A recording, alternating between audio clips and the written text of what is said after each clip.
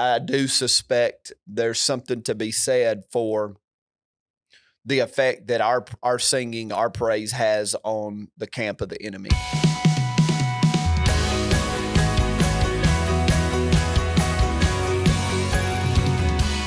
Welcome to Ascend the Hill with Jeremy Austill. I'm Jonathan. This is Pastor Jeremy. It's Valentine's Day. Happy Valentine's Day. It is Valentine's Day, and I guess it's happy depending on your relationship status, or it's a day where you avoid everyone.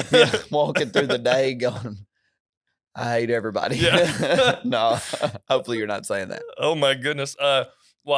Yeah, it's Valentine's Day, so if you haven't got anything yet, this is your call to hopefully get something at the store that's not been picked clean. So there you go. Yes, but just word to the wise, if you're getting it today at Kroger, it's probably not gonna strike the chord you want it to strike. And everyone who sees you grab it, they know. They know. It's like the walk of shame. Yeah. Of like I am in the self checkout at Kroger. with the remaining little thing of flowers, and I'm scanning it, and everybody knows. Yeah. Although I do shop at. I mentioned Kroger because I usually go to Kroger or Walmart. Yeah. For kneeling some stuff. Yeah. So it's become a little tradition. Well, we're gonna walk through some Valentine's candy because can be pretty controversial depending on your take on the candy. Yes. Especially around Valentine's Day, because Valentine's Day itself, people either love it or hate it, I feel like. Well, and I just need to preface it with what I've said before. I'm not a big candy person. Yep. And so by nature, now chocolate, yes, candy, not so much. And I have all sorts of thoughts on Valentine's Day. I cannot recall the last time Michelle and I actually celebrated Valentine's Day. Mm-hmm. I don't know that we've went on a Valentine's date since we were pre-marriage. Really? Yeah, and I don't say that as some big moral thing that everybody should apply to their marriage. It's not relationship advice. Every couple does their thing, right? Yeah. For us, it's just never been a big priority. I saw even over the weekend and yesterday, I've seen photos of couples that are on their Valentine's Day dates. And I think that's awesome. Doing a date like with your spouse, with your significant other. I'm 100% affirm that, and I'm on board anytime, any occasion, go for it. Just for us, it's just not a thing. For us, Valentine's Day is more about my daughter than anything else. So anyway. Yeah. So if you did a Valentine's date, awesome. Yeah, and real quick, ours we're going to be at church tonight. Oh, yep, that's right. Real quick, just a little advice. Last week we went to go see The Chosen. Yes. So first 3 episodes of season 4. I would not suggest that for a romantic evening. Okay. Because of how it ends and everything. So just there you go. Just laying that out there. Anyways, so candy. Here's one. Okay. Rank 1 out of 10. Now, I know you're not a big candy person. 10 being elite, 1 being... Yeah, 10 being like I would either love to have this and get this as a gift or give this as a gift or something like that. Okay, all right. The sweethearts with the little sayings on them. They're disgusting. Okay. That's if you give it that's like a 2. Yeah. I don't think they're any good. They're like chalk. You're like chewing on a piece of chalk. And the messages are disingenuous. Mm-hmm. They're not thought out. They're just stereotypical. Be mine, whatnot. I love you. Come on. So anyway, sorry to all the people that just spend a fortune on those. God bless. Yeah, they're literally sitting right next to you as you're listening. Like, oh. What about heart-shaped those York peppermint patties? Oh, you're choking. I am choking. So all right, heart-shaped York peppermint patties. I don't love a York peppermint patty. I do love like those little Andes peppermint or chocolate things like that you get at Olive Garden. Yep. So basically, though, mint chocolate. Do the York peppermint patties do they have coconut in them? Is that what that is? No, I think that's just Almond Joy or something. But I can look. Okay. Well, you don't have to look it up, but man, there's chocolate involved, so yes. I'm gonna go with 6 on those. 7 maybe. If you put them in the refrigerator, they go up a notch. Yeah. So. What about Valentine's Day Tootsie Rolls? I don't love Tootsie Rolls. Yep. And so, I mean, I'll go a 3 or 4 because Tootsie Rolls are, I mean, they've lasted this long. I'm pretty sure Tootsie Roll can last through the apocalypse. Yeah. All things will be gone, but roaches and Tootsie Rolls will be, available. Yeah. Have you ever found one in your attic or anywhere in storage? They last a while. They do. So my dad loved Tootsie Rolls, and I got all of his hunting clothes and stuff. And so I was amazed from time to time you stick your hand in a pocket and there's a Tootsie Roll. Oh my gosh. What about those? You see them everywhere. The heart-shaped assorted chocolate boxes. Once again, we're talking chocolate. Yeah. So I mean, that's a good 8 or 9 for me. What about specifically in the box? They have the chocolate. Are you a chocolate covered cherry person? Oh, disgusting. Okay. Yep. Cherries are gross. I mean, I'm sure some people love them. There's an industry for them. Yep. Obviously, they're out there. There's some people that think they're amazing. I think my mother-in-law loves them, actually, like chocolate-covered cherries. But for me, I think cherries are gross, and so that's a no-go. But chocolate-covered other things, like chocolate-covered strawberries, I don't know if that's on your list. Yeah, we're about to get to it, yep. Well, let's just go ahead and get to it. Okay, yep, because that's a 10. Okay, there you go, yep. A chocolate-covered strawberry, I'll eat that 365 days a year. Mm-hmm. I love those. Yeah. What's the chocolate place in malls? Is it Rocky Mountain Chocolate Factory or whatever? You'll go to malls. Oh, maybe, yeah. It'll be like and I remember there being some of them being like this giant stuffed bear, teddy bear in the window. So I used to on occasion at the mall, in our younger years, Michelle and I have married life, and like that was my treat. I'm getting a chocolate covered strawberry. Yeah. There is something about like that chocolate shell breaking as you bite down on it and the strawberry being there. Cause I do like strawberries. Yeah. And that sugar strawberry combo. So that's a 10 for me. I love it. Yeah. I mean, I'll eat it all the way to the little green stem. Last 2 then. I think I'm gonna know what this number is gonna be, but the Dove heart-shaped chocolate. I mean, 10. Yep. Listen. He already said that like last week or the week before that he loves the Dove chocolate. Listen, in the refrigerator again, like that is at 100%. I prefer the dark chocolate. Mm-hmm. Like at this point in life, I like dark chocolate more than milk chocolate. Although I will say, last night, this has nothing to do with Valentine's Day, but every year for Christmas, like our parents will get us, I don't even know what the brand is, but it comes in like this gold and green bag, and inside of it is chocolate covered pecans. Oh. So last night, I mean, I got that at Christmas. Last night, I finally broke that joker open, and I probably ate 6, 7, 8, 9 chocolate covered pecans. So yeah, Dove chocolate. I like chocolate. I don't know if you can tell. Last one, the Reese's peanut butter heart shape.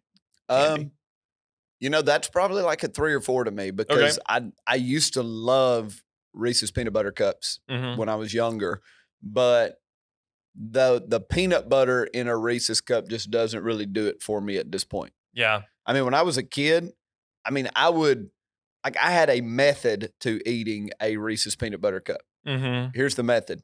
You get it, and it kind of, because of the shape in the little paper thing that it's in, you have like the little jagged edges around the top. So I would go around and like gnaw off the jagged edges around the top, just that little bitty fraction of chocolate. Yeah. And then I would go around and eat the entire outside edge of it. Mm-hmm. And then what I was left was what I would call the nucleus. You know what a nucleus, like in nachos, when you're eating nachos, there's a nucleus, as in like there is that one chip right in the middle that has the most, and that's the nucleus. And so I'd get down to the nucleus of the peanut butter cup and eat that. So all that to say, it's like a 3 or 4 for me now, because I'd way rather just get like a jar of peanut butter and stick a spoon in it and eat it. So, I ate a peanut butter and jelly sandwich last night. I'm trying to gain weight. Post fast, I literally am trying to gain back, get back to my playing weight. And so, my goodness, I ate like I ate ridiculous that's last hilarious. night. Oh my gosh. I ate like a 12-year-old last night. That's what I did. So. Oh my gosh. But now you talking about different candies. Like when you get down to like candy, not chocolate, it doesn't do it for me. I don't care about it. It doesn't excite me. It's not something that I have no, again, kind of back to Valentine's Day. I have no moral feelings about it. I just don't enjoy it. Yeah. But if there's chocolate involved, yeah, man. Well, it is Valentine's Day, and that's the Valentine's Day candy wrap up. So if you want candy, there's your official list sanctioned by Cornerstone. No, I'm kidding. Yes, go with the chocolates. That's hard to beat. And hey, I just want to be clear. Go on a Valentine's Day. Yeah. I think that is awesome. Yeah. And so I just love seeing married couples being intentional in their relationship. And I also love seeing engaged couples being intentional in their relationship and building good patterns and good trends. So, by all means, go on your dates. Now it's, you're hearing this. If you're listening to it on the day of release, it is Wednesday night. So go ahead and let your Valentine's date be Wednesday night church. Get here. So, now, listen, parents, don't be dropping your kids off at youth and kids church and going out on dates. Like you got to suffer with the rest of us and come in here and listen to me preach. All right. So, oh my goodness. Well, and join us because it's going to be a night of praise and worship. And that's what we talked about on Sunday was praise. Yes, we did. Good segue, Jonathan, bro. You brought it right back in. You dialed it in. Well, and what was so interesting, and if you come on Wednesday nights, I think you've been able to understand what we talked about a little bit in the sermon on praise, because you actually went through a few Wednesday nights ago the 7 Hebrew words for praise and why that's so important to our spiritual walk and our spiritual life. And what's interesting is that quite a few times in the Old Testament, there are stories with backtrack in our current, Christian perspective. Yeah. Our battles are very spiritual. Right. Their battles in the Old Testament were very physical. Right. Very literal. And and so there's very many stories in the Old Testament of praise literally being the thing that the Lord uses to confuse enemies, cause them to fight each other, and defeat enemies on Israel's behalf simply by them singing songs. And so it's like, when we think about that in our current period, is it really that simple? Like, Well, I think it is. I do think our praise is a weapon, as I said in the message, and I believe our praise confounds the enemy. I think one of the reasons our praise confounds the enemy is trying to sow fear, trying to sow doubt, trying to sow discouragement. Yeah. And it is disconcerting, if you will, I think, to the enemy when you are able and willing to offer praise in the middle of difficulty, in the middle of a battle, because you are basically defying everything the enemy is trying to sow into your heart through the situation. Yeah. You mentioned a specific Old Testament circumstance. The go-to for me is King Jehoshaphat. Yeah, they're coming into a battle against multiple armies, and they're overwhelmed. They're outnumbered. They know that from a tactical standpoint, they are at a severe disadvantage. And so Jehoshaphat, the king, goes to the Lord and says, hey, how do we approach this? What do we do? Are we going to win? Or do we need to run? Is there some kind of strategy? He's maybe thinking back to the tales of the wall of Jericho, and they go around the walls of Jericho and they lift up a shout, and God knocks the walls down. So he's maybe thinking like, is there a strategy, God, that you want us to employ? Or do you want us to leave? Like, do you want us to back down? And the Lord told him, you're going to have victory. You're going to have a victory. So proceed. Don't be intimidated. Don't be overwhelmed by what this enemy, these multiple kings and these multiple armies are trying to intimidate you with. So Jehoshaphat, he musters up the army. They go into battle, but he leads with praise. He puts the worshipers, the singers, the musicians, the people of praise on the front end of the army. And they just begin to go out and do what they do, praising the Lord. And the Bible tells us that that whether the enemy heard their praise or whatever happened, their praise preceding them in battle caused a confusion to hit the enemy camps, and the three opposing armies turn on each other. Yeah. And they were in partnership against God's people, but they turn on each other. And by the time Israel gets to the battlefield, their enemies are defeated. And now they're just looting. They're just taking the plunder, the spoils of victory that was won through God saying, I'm going to win a victory. And they praised. And I think their praise was twofold in that. Their praise, number one, was praise that God had promised them a victory. And so they were praising God out of his promise. And they were praising God with the anticipation in their heart that they were going to see God do a great thing. Yeah. So you have that moment, which interestingly, I shared this before when you referenced a Wednesday night where I talked about the 7 Hebrew words of praise. That our very first Wednesday night, when we resumed Wednesday night services, I talked about that. Later on, I talked about praise as a weapon, and I used, I communicated on that Wednesday night that I talked about that, just something that I had learned. I became really intrigued years ago with the culture of Sparta, because you hear of their historic battle against Persia at Thermopylae, the Hot Gates, 300, there's movies about it, there's books about it, all of that. And as I was, kind of reading up on Spartan, like history, their strategy, interestingly, this pagan people would often sing going into battle. They did it. They had twofold reason. They believed, number one, that the act of singing stirred up courage in their warriors, because it kind of unleashed them, so to speak. It took all the nervous energy and the anxiety and the fear they were dealing with, and it kind of it got it out and it expressed. What they would sing were anthems of their culture. Yeah. And so they were also singing to remind themselves of the culture they were a part of, a culture that had had a lot of victories in battle, and the culture that they loved, that they were fighting for. Yeah. Right. So it did something in them. And then they also sang because they found that it unnerved their enemy. Of we're about to battle and these people are singing. Yeah.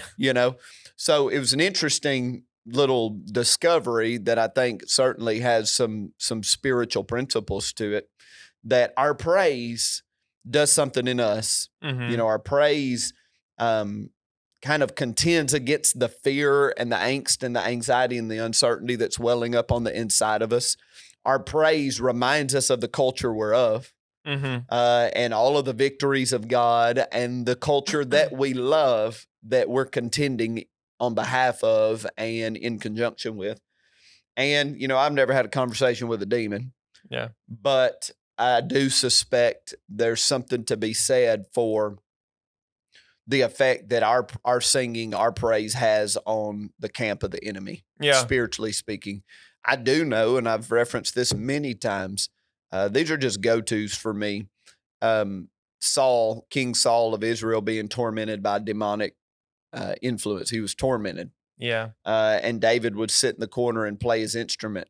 David was a worshiper. And when David would play, that torment would leave Saul. And so you kind of begin to see this picture of our praise has effect on our soul, our spirit, and our praise has effect in that unseen spirit realm as well. Now, if you were to ask me to dissect it and give, some of it is a mystery, but it is, as we talked about in 2 Corinthians, the weapons of our warfare are not carnal, but they're mighty through God for the pulling down of strongholds. God gives us weaponry that isn't carnal, that kind of goes beyond our natural thinking and inclinations and taps into something altogether different. Yeah.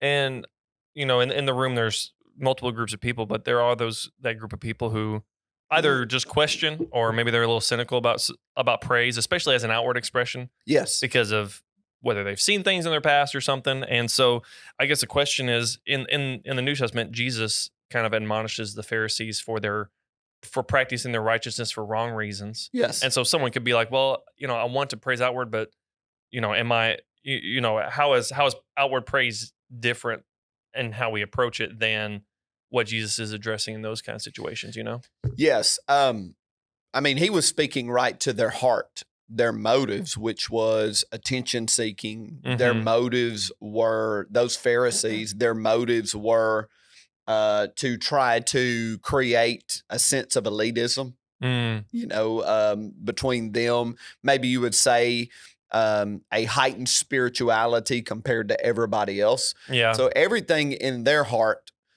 Jesus wasn't addressing the outward expression as much as the internal motivation. Yeah. Right.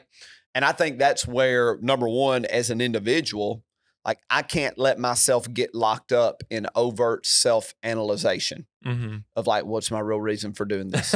There are some things that you just have to do and let God sort out the motivations. Yeah. Yeah. I've learned even in my own heart, I have a hard time controlling my motives, right? Like your motives are so ingrained and they are just an expression of what's, the why that I'm doing this. Sometimes I just have to do, and I have to trust the work of the Holy Spirit on all the why.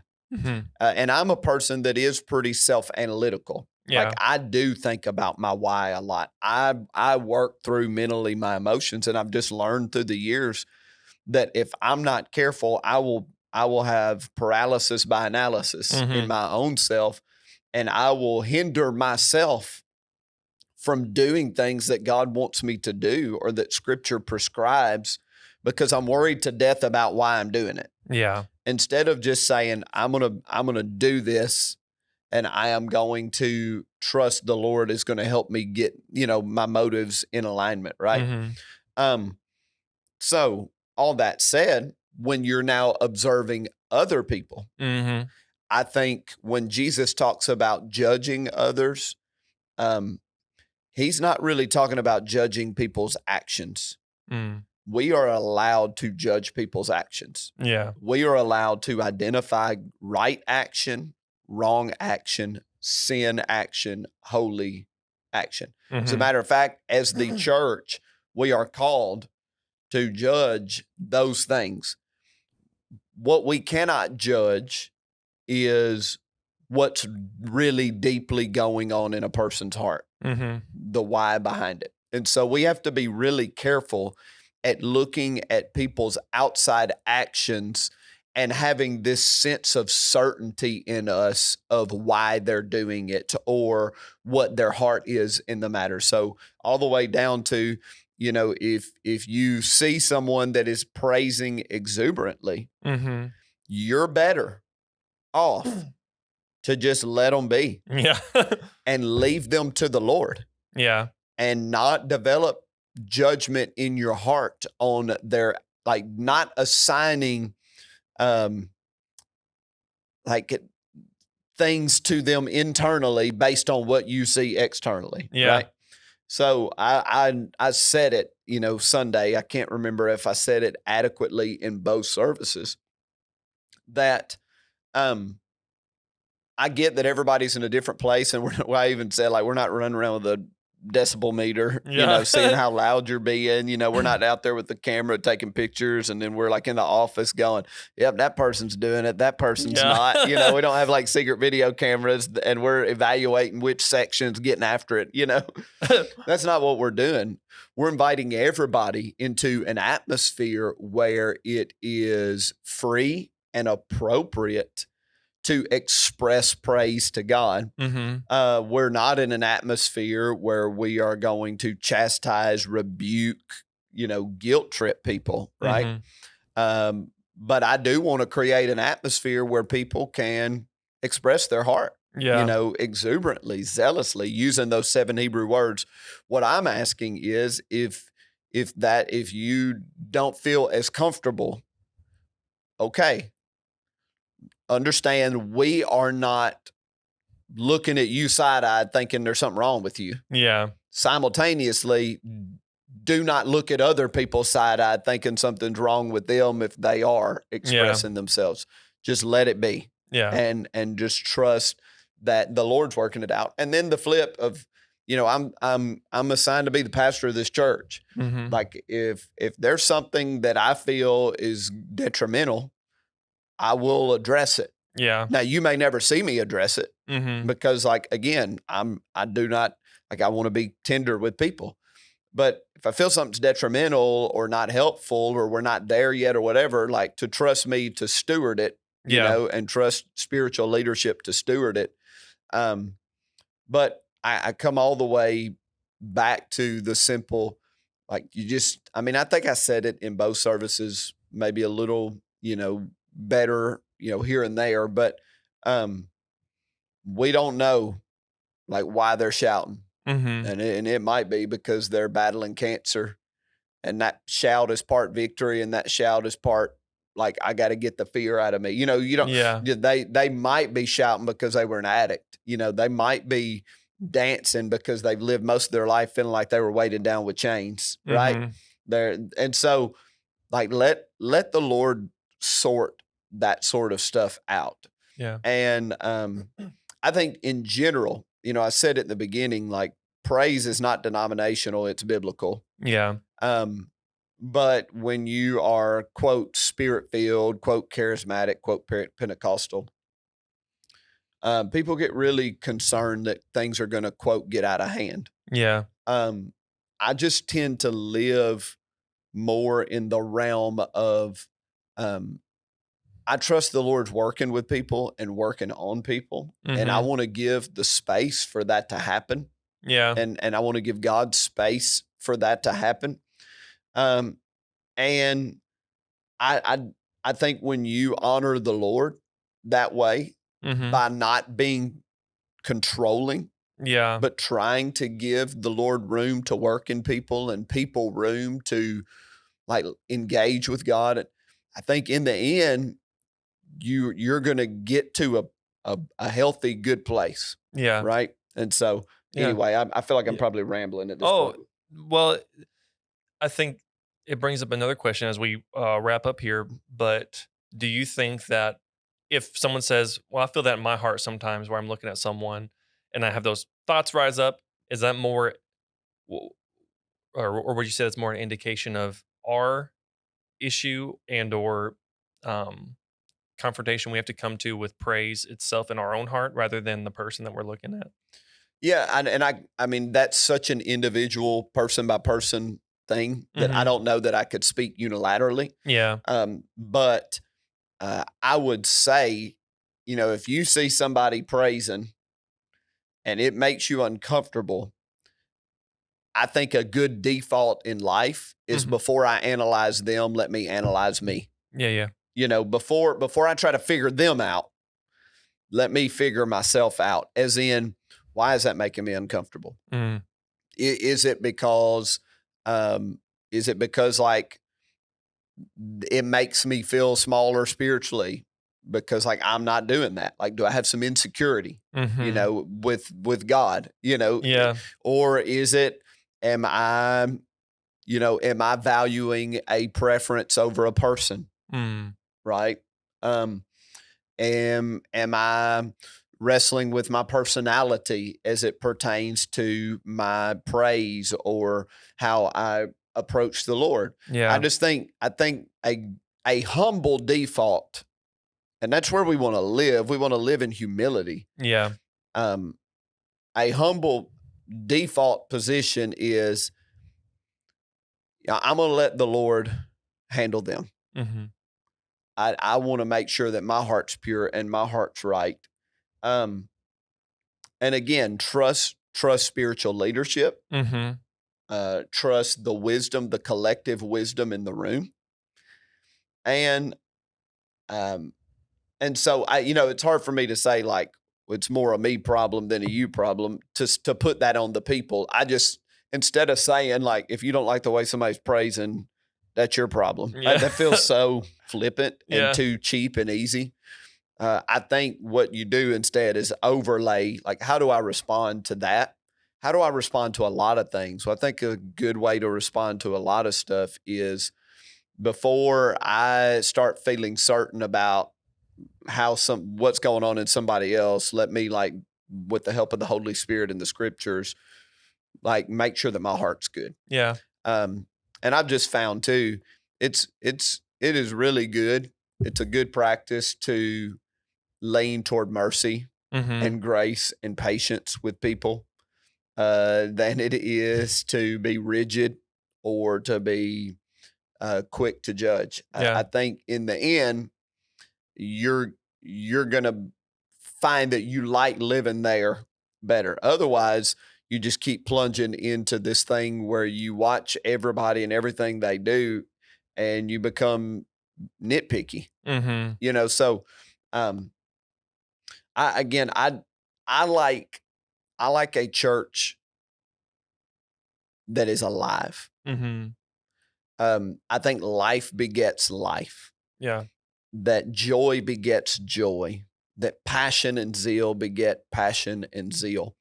And so for me, beyond this is what the Bible says about praise. I believe spiritually that praise influences the atmosphere of a church. It influences the atmosphere, and help me to remember this to finish with this, but it helps influence the atmosphere of a person's life individually. And when there's life, people want to be around it. Yeah. People want to participate and partake. And so I think there's just a tremendous value in being a church with some sound. Yeah. Being a church with a little noise, right?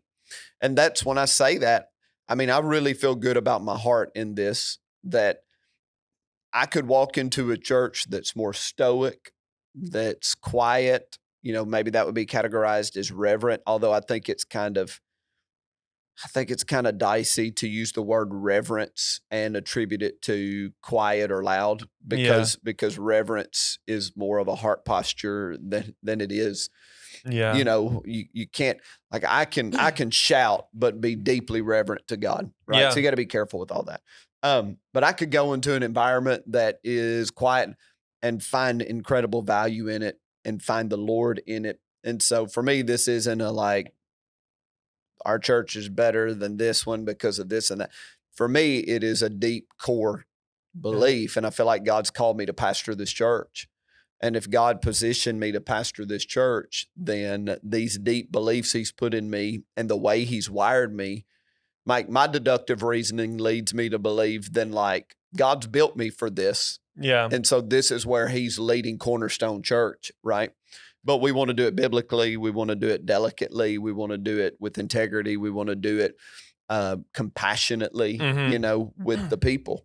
Yeah. And so we're on the journey. We are a people of praise, and we're becoming a people of praise. And I just, want to, in the middle of all of that, put a neon sign up and say, hey, introverts are welcome too. Yeah. The quiet ones are welcome too. And I mean, Michelle, my wife's a perfect example. I know we're going a while, but I do feel like there's, I want to hit all of the markers of balancing it out, Yeah.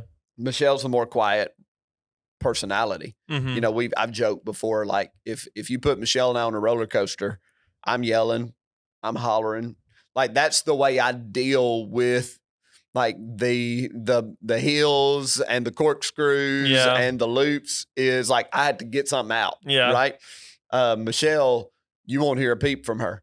She'll just sit there kind of grinning the whole time. And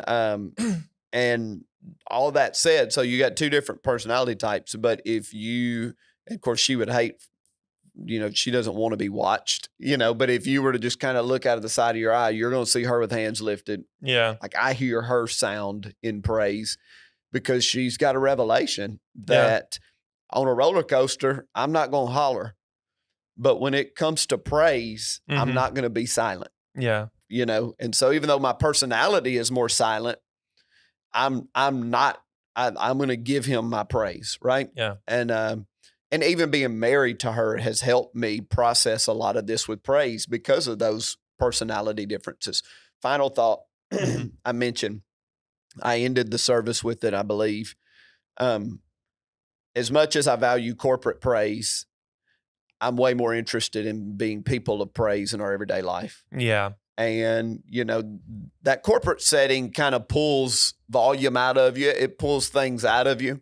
But I love what the Hebrews writer says, that praise is the fruit of our lips. Mm-hmm. Like that praise should just kind of flow regularly in our day.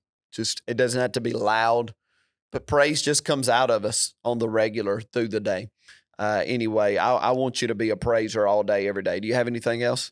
No, I think that was it. I think the last thing was make sure you're here to praise with us either Wednesday night on Valentine's Day or this Sunday, because we're continuing our series, We Are, and we're heading into the next section in the sermon series. Is it still spiritual? Yeah, we're still spiritual hungry. And I'm not sure the title yet. I mean, I know what I'm going to focus on. We're going to focus on prayer because, again, I feel like praise and prayer are what I said in the beginning of the message, both a spiritual marker that identifies a person as being hungry, and they are catalysts for increased spiritual hunger. So we're going to talk about prayer Sunday, and I'm looking forward to it. I said something both services, I'm not as interested in getting people to be a, quote, good Christian. I mean, obviously I want us to be, quote, good Christians. I'm more interested in helping people build a deep, meaningful connection with the Lord. Yeah. Because I've just come to the conclusion that if you have a deep, meaningful connection with the Lord, becoming a, quote, good Christian is a byproduct of that connection. Yeah. Well, happy Valentine's Day. Make sure you're here for Wednesday night, and we'll see you Sunday as we continue our series, We Are.